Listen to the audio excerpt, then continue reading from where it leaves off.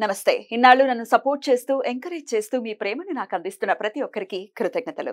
అలాగే ఈ వీడియో కూడా ఖచ్చితంగా మీకు ఉపయోగపడుతుంది. లైక్, షేర్ అండ్ సబ్స్క్రైబ్ చేసి మీ సపోర్ట్‌ని నాకు అందించండి. అలాగే ఈ వీడియో పట్ల మీకున్న అభిప్రాయాన్ని కామెంట్ సెక్షన్‌లో కామెంట్ చేసి తెలియజేయండి. ఇప్పుడు వీడియోని చూద్దాం. తీర్పు గురించి వచ్చింది కాబట్టి సుప్రీంకోర్టు ఒక సంచలనమైనటువంటి నిర్ణయాన్ని తీసుకుంది. గోవధ చేసిన వారికి నాన్ బెయిలబుల్ వారెంట్ అనేది ఇష్యూ చేయబోతుంది అనేది వింటూ ఉన్నాం. ఎంతవరకు నిజము? జరిగితే దండం, జరిగితే సాష్టాంగం. అయితే కేవలం రూల్స్ ద్వారానే అన్ని అరికట్టలేం, ఎడ్యుకేట్ చేయాలి. ఇప్పుడు ఈ గుడి ఉంది, ఒకసారి తిప్పండి. ఏం రాసి ఉంది? రావి చెట్టు, వేప చెట్టు, ఉసిరి చెట్టు. అక్కడ దాసాంజనేయ స్వామి, ఇక్కడేమో శివాలయం, లలితాదేవి, అక్కడ రాములు. ఇంతే. ఇక్కడ ఎడ్యుకేషన్ ఏముంది? ఇక్కడ చెప్పు. ఇక్కడ ఏమో ఎడ్యుకేషన్ ఉందా? ఏం నేర్చుకుంటారు ఆ పిల్ల? కానీ చదువుచ్చిన ఏమన్నా నేర్చుకోవడానికి ఏమైనా ఉందా? ఒక బోర్డు, ఓ మంచి రాత ఉందా ఇక్కడ ఏమన్నా? అది చిన్న మసీదు, చిన్న చర్చి ఏముంటది? ప్రతి ఏదో రాత ఉంటుంది వాళ్ళది. నీ కొరకే వాడు వచ్చిన, వాడు చచ్చిన, ఏదో రాసి ఉంటుంది. మనకి ఎన్ని పురాణాలు ఉన్నాయి, ఎన్ని శాస్త్రాలు ఉన్నాయి. ఉదాహరణకు ఒక శ్లోకం చెప్తాను, అందరు చెప్పండి.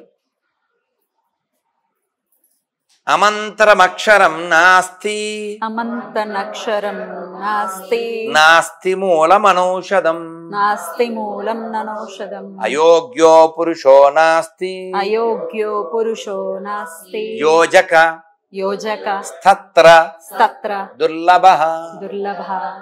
ఈ శ్లోకం నేను 34 ఏళ్ల క్రితం నేర్చుకున్నాను. అర్థం ఏంటి? ప్రపంచంలో మంత్రం కాని అక్షరం లేదు. ప్రతి అక్షరం మంత్రమే నీకు తెలిస్తే. ఔషధం కాని మొక్క లేదు నీకు తెలిస్తే. అసలు పనికిరాని మనిషి అంటూ లేడు నీకు ఉపయోగించుకోవడం తెలిస్తే. యోజక స్తత్ర దుర్లభః. కాబట్టి ప్రపంచంలో అన్నీ పనికొచ్చేవే. ఈ విషయాన్ని శ్లోక రూపంలో చెప్పారు. అది రాసి పెడితే, భావన రాస్తే ఎడ్యుకేట్ ఎవరా? అది యూనివర్సల్ కదా. ఇంకో శ్లోకం చెప్తా. కాలక్షేపో కాలక్షేపో కాలక్షేపో న కర్తవ్యం, న కర్తవ్యం, క్షీణమాయుర్ క్షీణమాయుర్ దినే దినే, దినే దినే, యమస్య యమస్య కరుణా నాస్తి, కరుణా నాస్తి, ధర్మస్య ధర్మస్య త్వరితగతి. త్వరితగతి అంటే ఏంటండి? అంటే ఏంటి? కాలాన్ని వ్యర్థం చేయకండి. రోజు ఆయుర్దాయం గడిచిపోతుంది. యముడికి దయలేదు. యముడు ఎప్పుడైనా వస్తాడు. యముడు వచ్చే లోపల మీరు సంపాదించుకోవాల్సింది సంపాదించుకోండి. ఏంటి ఆ సంపాదన? అమీర్పేటలో విల్లా, అక్కడ ఉంటుంది మా పిల్ల, యముడు వచ్చి కొడతాడు జల్లా. ధర్మం, ధర్మాన్ని మనం సాధించాలి. ఏది మనకి చెప్పబడిందో మన శాస్త్రం, దాన్ని మనం పాటించాలి. ఇది టక్కుని రాలిపోద్ది, మర్నాడికి కాలిపోద్ది. ఈ రాలిపోయేదానికి కాలిపోయేదానికి మనం పెద్ద ప్లాన్లు వేస్తున్నామే, కానీ శాశ్వతమైంది లోపల ఉందే. దానికి ఏమి చేయకపోతే ఎలా? దానికి ఏం చేయకపోతే. అందుకని కర్తవ్యం ధర్మ సంగ్రహ. ఆ శ్లోకం ఇంకో చోట ఎందుకు రాసి పెట్టకూడదు? మార్పు రావాలి కదా. అలాగే పొద్దున్న లేవగానే గొప్పవారిని కొందరు తలుచుకోవాలని చెప్పారు. అవి రాసి పెట్టచ్చుగా. ప్రాతస్మరణీయులు ఎవరు వాళ్ళు? శ్రీహరి. నాకైతే ప్రహ్లాద, నారద, పరాశర, పుండరీక, వ్యాసాంబరీష, సుఖ, సౌనక, భీష్మదాల్భ్యాన్. పరాశరుడు, ప్రహ్లాదుడు, పుండరీకుడు, నారదుడు, వ్యాసుడు, అంబరీషుడు, రుక్మాంగదుడు, ఇటువంటి వాళ్ళు మహనీయులు. వాళ్ళని ప్రాతస్మరణీయులు, వాళ్ళని తలుచుకోవాలి. నువ్వు రాస్తే, వాళ్ళు చదివితే ఉద్ధరింపబడతారు. అందుకని దేవాలయం బోధ చేసే స్థలం.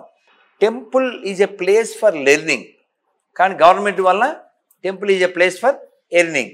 అందుకే ఈ బర్నింగ్. ఇప్పుడు రావాల్సింది టర్నింగ్. వచ్చేస్తుంది, వచ్చేయాలని కోరుకుంటూ రామచంద్రమూర్తి మీద ఒక్క పాట మీరు వినిపిస్తే. రామదాసు గారు కాన్ఫిడెన్స్ లెవెల్ చూడాలి మీరు. ఆయన ఎంత బాగా చెప్తారంటే, తారక మంత్రము కోరిన దొరికెను, ధన్యుడనైతిని ఓరన్న. మీరిన కాలుని దూతల పాలిట మృత్యువుయని మది నమ్మన్నా తారక మంత్రము కోరిన దొరికెను ధన్యుడనైతిని ధన్యుడనైతిని ఓరన్నా. ఆ కీర్తనలో సత్యంబిక పుట్టుట సున్నా, నేను ఇంక మళ్ళీ పుట్టను, ఎంత కాన్ఫిడెన్స్ ఉండాలని మళ్ళీ పుట్టను అని చెప్పగలగడం అంటే. ఎందువల్లంటే నా దగ్గర ఒక ఔషధం ఉంది, నా దగ్గర ఒక ఆయుధం ఉంది. అదేమిటది? రామనామం. అందుకనే త్యాగరాజ స్వామి వారు రాముని ఆరాధించారు, రామదాస్ గారు ఆరాధించారు. అన్నమయ్య వెంకటేశ్వరులోనే అందరినీ చూశాడు. చూస్తూ ఏమన్నారంటే, అన్నమయ్య అందంగా చూపిస్తూ మాట్లాడతాడు, అన్నమయ్య చూపిస్తూ పాడతాడు.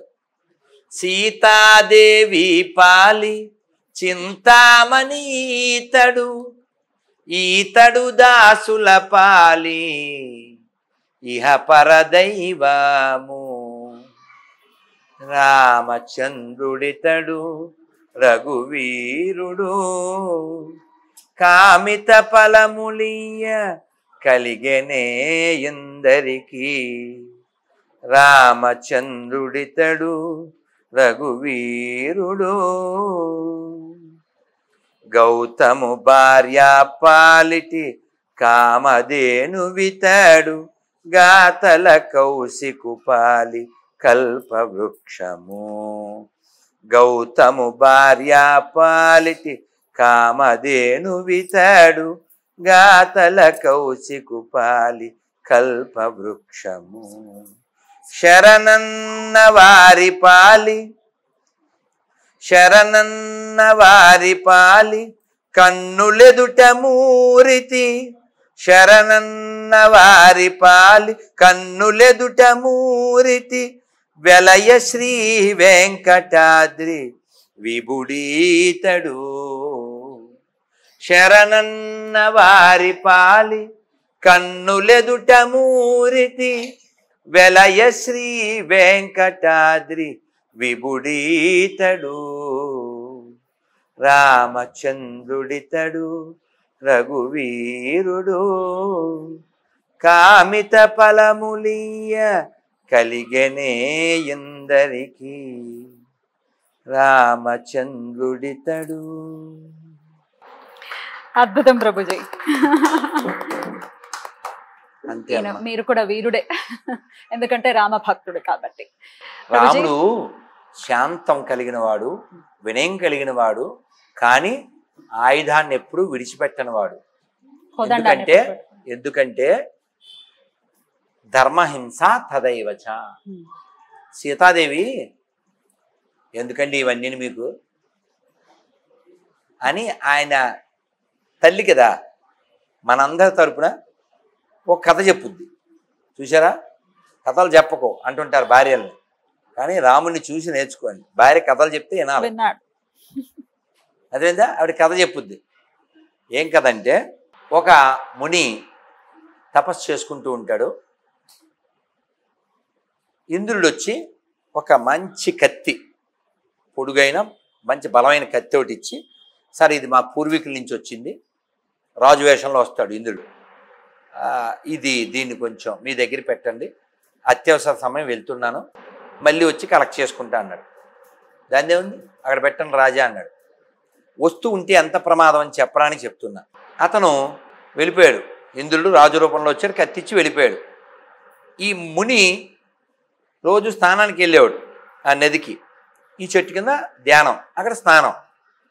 రోజు మామూలుగా వెళ్ళేవాడు. ఈ వెనకాల జింకలు, పుల్లులు, సింహాలు కూడా వచ్చేవి. అంత కూల్ పర్సనాలిటీ. ఈయన కత్తిని అక్కడ పెడితే మళ్ళీ ఎవరిని ఎత్తిపోతారు అన్నట్టుగా దాన్ని పట్టుకుని వెళ్ళి అక్కడ గుచ్చి స్నానం చేసేవాడు. ఓ రోజు మనస్సు దిక్కుమంది కదా, ఓ పాట కూడా ఉందిగా, నాటక రంగానివే మనసా తెగిన పతంగానివే మనస. అలా ఇతని కత్తి తీసుకుని అసలు ఇది పదును ఎంత ఉందో చూద్దాం అని చెట్టును కొట్టాడు. ఆ బాగానే తెగుతుందే అనుకున్నాడు, మళ్ళీ తెచ్చి అక్కడ పెట్టాడు. ఈ అలవాటు వలన ఏమైంది, ఇలా ఇలా అంటూ అక్కడ ఓ జింకన అలా వేసాడు. ఇప్పుడు ఇంద్రుడికి ఏం కావాలి, ఇతను తపస్సు భగ్నం, జీవహింస చేస్తే తపస్సు భగ్నం అయిపోయింది. అంటే ఒక్క వ్యక్తిని కూడా వాడకుండా ఒక ప్రాణం లేని వస్తువుని వాడి ఒక మునిని పక్కదారి పట్టించాడు. సీతాదేవి కథ చెప్పి, మనకి ఎందుకండి, మనం ఏదో 14 ఏళ్ళు వనవాసం చేద్దామని వచ్చాం, మీరు ఏమో ఆయుధాలు అవి ధరించి వీళ్ళ కష్టాలు అవి వింటున్నారు అని అంటే రాముడు చెప్పాడు, నేను క్షత్రియుడిని, రక్షించకపోతే ఆ పదానికే వ్యర్థం. సో నేను వచ్చింది అంటే ఊరికే సీతాదేవి అలా చెప్పింది ఎందుకంటే ఏదో ఆయన మాట్లాడతారు, వినాలిగా ఆయన వర్షన్, అందుకోసం. అలాగా రాముడు రాఘవుడు రవికులుడితడు, భూమి జకుపతి అయిన పురుష నిదానము, రాముడు రాఘవుడు రవికులుడితడు. చాలా చాలా కృతజ్ఞతలు ప్రభుజీ, మీ సమయాన్ని మరొక్కసారి మాకు ఇచ్చినందుకు చాలా చాలా కృతజ్ఞతలు. హరే కృష్ణ. హరే కృష్ణ ప్రభుజీ. హరే కృష్ణ.